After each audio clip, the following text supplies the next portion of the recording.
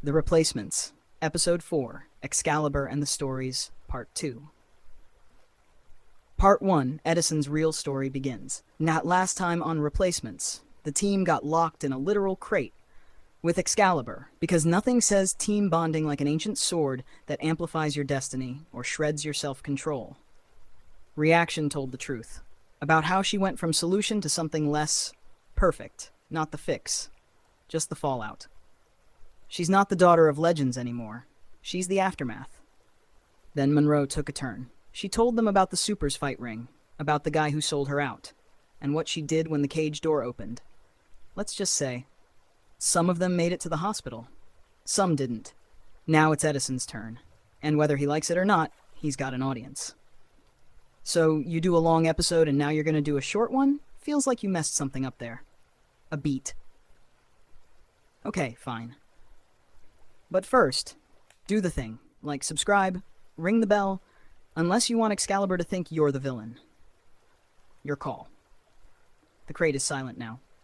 Not the peaceful kind of silence, the brittle kind. Like the air had dried up, and nobody wanted to be the first to cough. Half the group sat cross-legged near the sword. The rest lingered in shadows, trying not to stare at it too long. Or at each other. Act 1, Edison's real story. I leaned back, arms crossed like a board game show host. So, you going next in this little forced share and bond experiment? Edison shrugged without looking up. I was always going to say more. I'm a gentleman. That's why I let Reaction and Monroe go first. Jack High smirked. Okay. The overachiever finally drops the act. Edison chuckled, sitting up straighter. Maybe it's the sword over there, but I'm kind of feeling in a sharing mood. He scanned the group. Ed, I'm from 49 Gold. Yeah, that one. Gold Gates, Bridge, the whole postcard. He paused just long enough for someone to roll their eyes. Guess you've heard of the Golden Boy. Heel Tech. Edison waved a hand like he was swatting a fly. He's not all he's cracked up to be. I still swear his healing's not real. It's tech. Which, cool, I got tech too. But you don't see me lying about it like it's magic. Edison leaned in, voice low, but gaining rhythm, like he was warming up to something sharp. I've spent years trying to figure out how he hides it, but that's the thing. He always picks the pristine, pretty machine. Doesn't matter if it underperforms, long as it looks commercially sellable. He snorted softly. Swear that's the only reason he got picked over me. Marketability. Toys. From the far side of the crate, Viz's voice cut in, dry, deadpan. Your devices do look a little wonky. Edison didn't miss a beat. He pointed across the room like he was defending a noble thesis. Eccentric, unique. But they get the job done. And they always include contingency plans. Then his tone softened. Just a little. I was just like him at first. Sleek, seamless designs. They pinned us against each other, side by side, same tests. Sometimes he'd win, sometimes I would. He tapped his temple. One time, my laser wasn't at full output. His heat shield was deflecting too much, so I knocked it off. Didn't win the beauty contest for best-looking device, but I won the mission. A shrug followed. Not smug, just resigned. That's how I've worked ever since. Superficial is just that. I've got a job to do, a task to perform, and the brain to make it happen. Act 2, the real break. Edison's voice shifted now, quieter, still confident, but with something bruised underneath. It wasn't until I was about 13 that they started helping him. Never obvious, never enough to prove anything. Even when I pointed it out, I just looked like a sore loser. Bitter. He let out a scoff. More smoke than fire. There was this one match. I was flawless, efficient, fast, even made my tool look a little cleaner than usual. A breath. No way I lost, but they handed him the win anyway. His gaze drifted to the fire barrel in the center of the crate. The flames threw shadows that flickered like lies. That was the day he went away. When he came back, suddenly he's a healer. He turned toward Monroe now. No accusation, just information. I checked into your story, by the way. Maybe it's not just a device. Maybe he got a hit of that enhancer juice you exposed. The timing lines up. A pause. No venom, just clarity. He's not even that good at it, at healing. I mean, he's decent. Better than nothing, can keep someone alive. He He glanced toward Viz, maybe even smiling just a little. And hey, I am happy for him. Then gentler. Envy's natural, right? Edison rubbed the back of his neck like he was peeling off an old scar. Then he kept going. Anyway, me and Golden Boy got assigned the final test together. 48-hour open scenario, whatever pops up, we handle it. He let out a dry laugh, the kind you give when a memory still stings.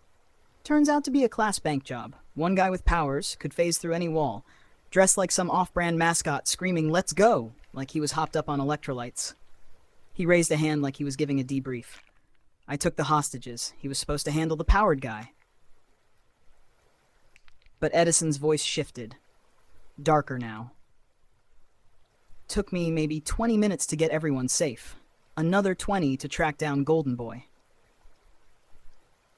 He stared into the middle distance. Found him up the side of a mountain, had Dr. Sport cornered in some weird echo pocket. Turns out, yeah, he could be stopped. About 20 feet in. A sharp breath through his nose.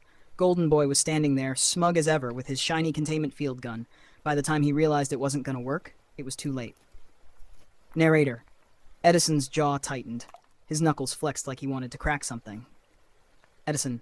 I didn't hesitate. I stepped in, used my version of the device, locked the guy down, saved his ass. A pause. His voice went flat, clinical. And this jackass stands up, brushes himself off, picks up his version, shoots it at Dr. Sport anyway, then breaks mine. His fingers curled slowly into a fist. Before I even knew what happened, camera feed cuts. Just a few seconds of static. Nobody believed me. He let the air out of his lungs in one long, tired exhale. And then came the label, just like I always wanted. Top rank, full clearance. A beat. Only problem? He looked up, eyes locked forward like a targeting system.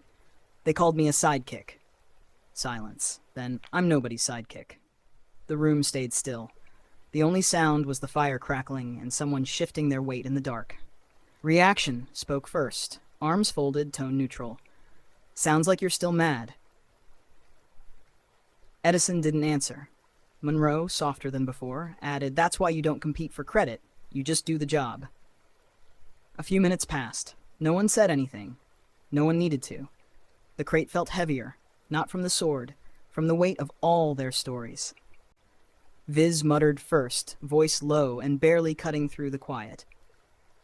Viz. Feels like we're in a tunnel or something. Edison frowned, pulling out a battered device, half tool, half lifeline. He gave it a shake, then tapped the screen. I'm not sure, but they've got something powerful shielding us. Most of my electronics lost signal, except the galactic tournament feed. He blinked. Which is wild, by the way. Earth's in some kind of mid-season finale. Kind of strange. He looked up and noticed the faces staring back at him. What? Why are you looking at me like that? It's a real thing. And that's when Jack High started laughing. Loud, loose, almost manic. But then, like someone threw a switch, his whole vibe changed. Charismatic, cool, casual. Like he was about to tuck everyone in with a story too sharp to sleep through. I grew up on a reservation. Old magic, faded neon. My mom was a bartender. My dad dealt cards. Daycare was the poker table. I practically lived there. He tilted his head, eyes distant but still slicing through the present. It started with bluffs. I'd see something, gold or red, on the backs of cards. Red meant I could win. The guy was bluffing. Gold meant I would win, but they'd think they had it.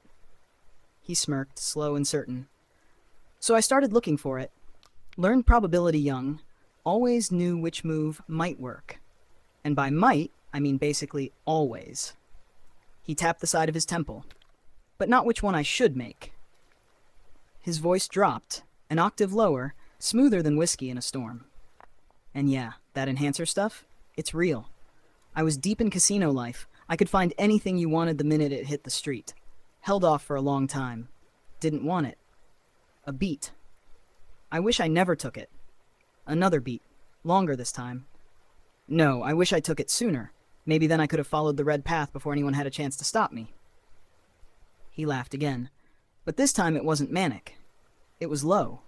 Dangerous. Like the kind of laugh you hear right before the odds flip. A switch had flipped. Jack-High was still smiling, charismatic, cool, casual, but now his tone carried something heavier beneath the swagger. Jack-High, I finally worked up the nerve after one bad call. Prediction failed. Tie goes to the house. I blew my cover, got caught up in the game. He gave a casual shrug, like betrayal was just another hand of cards. Didn't matter. I was already rooted there. Both my parents were managers by then. But the smile faded, just slightly. His voice dipped, calmer, slower, darker. So I took the juice, and now? A grin returned. The gold and red are never wrong. I can follow either path, indefinitely. The fire cracked in the barrel beside them. Sparks danced. Nobody spoke. Jack-High's tone stayed steady, almost lazy, but something was clearly shifting. He wasn't moral. He wasn't evil either. He was mathematical. Calculated, like had been domesticated and given a name, but lately, something had been calling to him. And as he kept talking, almost unconsciously, he started to drift toward Excalibur. Act 3, the touch. No warning, no signal, no pause. Jack-High walked over and grabbed the sword. Just like that, everything shifted. He glowed, his eyes rolled back, eclipsed in white. But it wasn't hostile, and it wasn't chaos. He wasn't in control. But something was. His voice boomed, deeper, layered, like it echoed from 3 timelines at once. Now with this sword, I can rule all the supers, and the normals. I can make every district bow down to me. Bow down to Echo B9. And my team, we will be unstoppable. His fingers twitched around the hilt. And that's the thing. Not me. With US as your leader, we will control everything. Reaction stepped forward without thinking, one hand rising, ice blooming in his palm. The other, fire. It danced, twitching with restraint. Monroe didn't move, didn't blink. She just stared, calm, locked in, like a dire wolf eyeing a woolly rabbit. The blade in Jack-High's hand pulsed with his probability field, but it wasn't amplifying his will, it was amplifying the best possible outcome. And for a moment, just one moment, everyone in the crate felt it. The light flickered around them, gold and blood red, switching with impossible rhythm. Shadows of possibilities rippled across the walls. Scenes unfolded, flickering like phantom film strips. Jack-High's team lined up behind him, taking over the world, a red path, a throne built on ruin. Then gold, a utopia, balanced, flourishing. The team united, respected, free. Another flicker, Edison dead, another Edison rich. Monroe, walking away. Visible, and smiling. Then gone again. Dozens of futures played in staccato flashes. One version of Jack-High became a tyrant. Another walked alone. No team, no power. Like the sword had finally found its match. Not a king, not a tyrant, not even a leader. Just a gambler. Who could see every version of tomorrow, and chose not to cheat. Jack-High dropped, hard face first into the floor. The sword clanged beside him, then zipped backward, yanked by some unseen force, sliding neatly back into its containment case. Silence. The air felt rebooted, like the whole world had just hit refresh. All eyes turned from the glowing case to Edison. He blinked. "What the hell is wrong with you?" Monroe said nothing. She just watched him like a scientist studying a glitch she didn't trust yet. Viz sat crisscrossed near the edge, perfectly calm, like this was just story time at summer camp.